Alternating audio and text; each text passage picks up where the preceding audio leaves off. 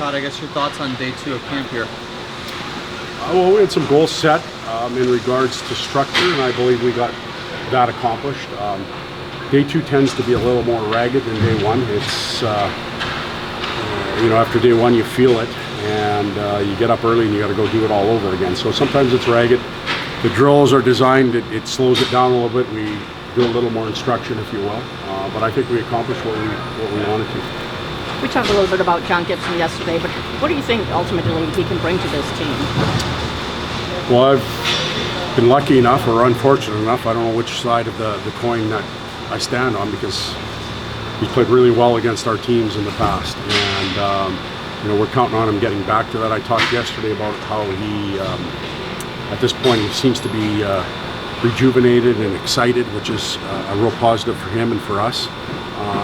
But we need all of our goaltending in the organization to step up and give us a little bit more, and we have to work better around them. And I think Gibby can give us that. He can give us a sense of confidence and a feeling that if we make a mistake, he'll be there for us. But Talbs can also do that, so we're excited about having both of them here. Do you have any, just kind of pencil in how many games, or are you going to let it play out pretty much? We're going to start by letting it play out. Inevitably we usually sit down and come up with numbers, and there's so many unforeseen circumstances. Somebody gets hot, an injury, it could be so many different things that throws that ratio out of whack. So it's a pretty futile exercise. We'll start the season and see where it takes us. Guy with that type of resume, though, it's got to give the guys a little bit of a confidence booster, jolt, doesn't it, Todd? I believe it does. I have sensed around the group, I haven't asked directly, but I've sensed around the group they're really excited about having him here, and feel that he could be a difference maker. And again, I keep bringing Talbs into this, but that being said, he's still real important, and the guys feel good about him too. So at this point, I think Gibby's effect on the team has been real positive. Well, how much have you seen of Kosa, the young guy? Where does he fit into? How much are you going to play him this preseason? Well, he'll play in the preseason. There's no doubt about it. And actually, Postava should get some games too, or parts of games. We've got to find out a little bit about him. But Kosa's coming into a really important career year for himself. And at this point, he's a go-to guy. Whether that's going to be in Grand Rapids, where he really takes the net and is driven to lead that team, or he may spend time with us. We'll all figure that out as the season goes on. But this is a big year for him, and a big year for him in our organization. And we have a lot of confidence in him. Our coaching staff's been following his progress. Trent Yanni and I both watched some playoff games, and he's been up and practicing with us last year. So there's a lot of early familiarity with him. And I think he's going to be a hell of a player. We just got to give him more time to develop. You talked about the structure piece. When you came in, you obviously weren't going to change a lot of structure on the fly last year. How much do you expect to be different as you install for right now? Well, we're not going to skip a grade, if you will. Right now, we're going right back to the lower levels, and we're going to figure out the basics and make sure we get caught up on all of that type of stuff. Then we'll begin to tweak things. It's always much easier to do when you basically have your team, or you get down to real workable numbers. So right now we're working at the lower level of structure stuff, real common. Both clubs up and down will use it. And then as we go, we'll expand our game a little bit. There will be some changes, obviously. We have more time to implement stuff. Last year we didn't even talk about face-offs other than coverages. So we'll have more time to put all of that type of stuff into play. And then Albert Johansson was one of the guys who came on in the second half for you. What are your expectations of him, and what have you seen from him so far? We expect Albert to be the same Albert that we saw last year.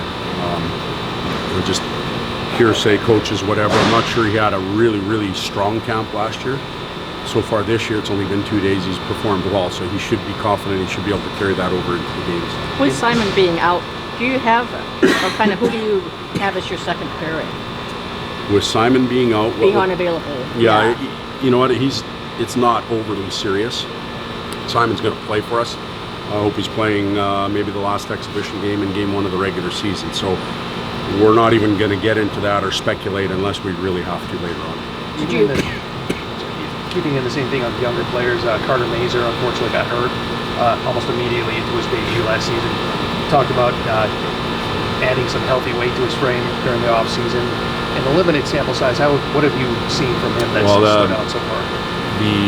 The weight observation is certainly there. He looks heavier, stronger. Hopefully that helps him protect his frame. He's had some serious injuries that have kept him out of hockey for a real long time. We do think that he can bring an element of tenacity to the club, that hunt mentality, and we're really preaching that. We're seeing that here in the first two scrimmages. It's still real early. I'm anxious to see him throughout exhibition season, and I'm hoping for health, but health for his being, or his well-being, and him being able to really take his game to another level. And is that with us, or is that with the club below us? I couldn't tell you that right now, but we'll be keeping a close eye on it. Have the plans been hampered so far here in training camp with the absence of JVR? No, it doesn't. Changes things for maybe some line situations or something like that. But our lines are going to be all over the map here pretty soon. We're just going to continue to try and experiment with different people in different places until we find things we like. When JVR gets back to camp, whether it's going to be here tomorrow or in the red and white game or back in Detroit, we'll get him caught up on things. He's a seasoned veteran. He's played multiple different systems in the league. Smart guy. We'll be able to catch him up to the pace of the team. It'll be his legs and his timing and all that type of stuff that'll have to come back, but it'll come. What made you want to give Michael Bransick-Nygaard a look with Comfort and Berggren today? Well, I would say that first of all, I would cautious everybody to don't read into the lines. And and my son called me yesterday. Oh, you're starting so and so. What do you mean I'm starting so and so with so and so? He goes, well, it's all over the news. They got the lines are going to be like this. And I'm going, Kale, no, so don't read into a lot. We're moving people around. We wanted to see how Brants would perform in that situation. I think we have to give the younger players every opportunity to experience being on a line with some veterans and see how that goes. We saw what it did for Marco last year. Albert coming into the lineup and playing with a veteran. So hopefully those things take care of themselves. But please don't read into the lines, and good luck guessing, because I don't even know what we're doing tomorrow yet. So. Would it be guessing to think at some point you'd like to see maybe Harmonic, how he meshes with Edmonton when Edmonton's time does come back, or potentially, yeah, lefty righty, that there's a real good chance that could happen, but way too early to get into that. And I understand why you're asking the questions. They're all fair questions, but I wish I could give you better answers, but I can't right now. You mentioned yesterday Kaner's 19th meeting camp. Does it kind of boggle your mind a little bit? Have you seen any sort of regression or whatnot, or slowing down? I think you always look,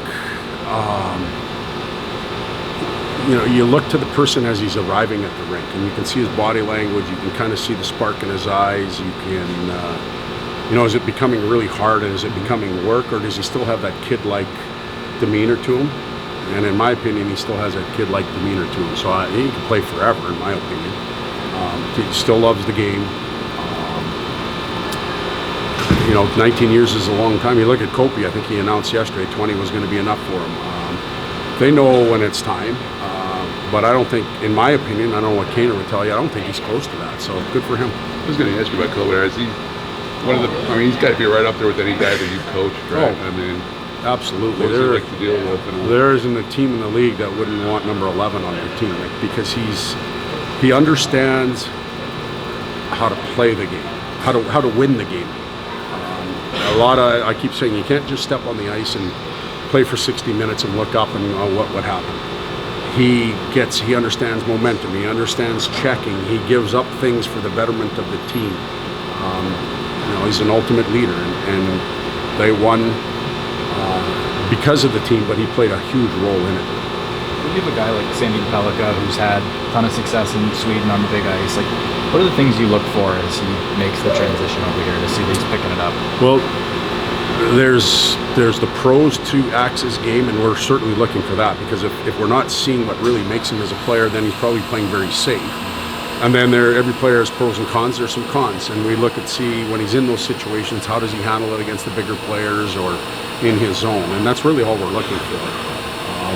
I find him to be very confident. You know, thus far, a very confident player, not cocky at all, willing to learn. All good signs from him at this point.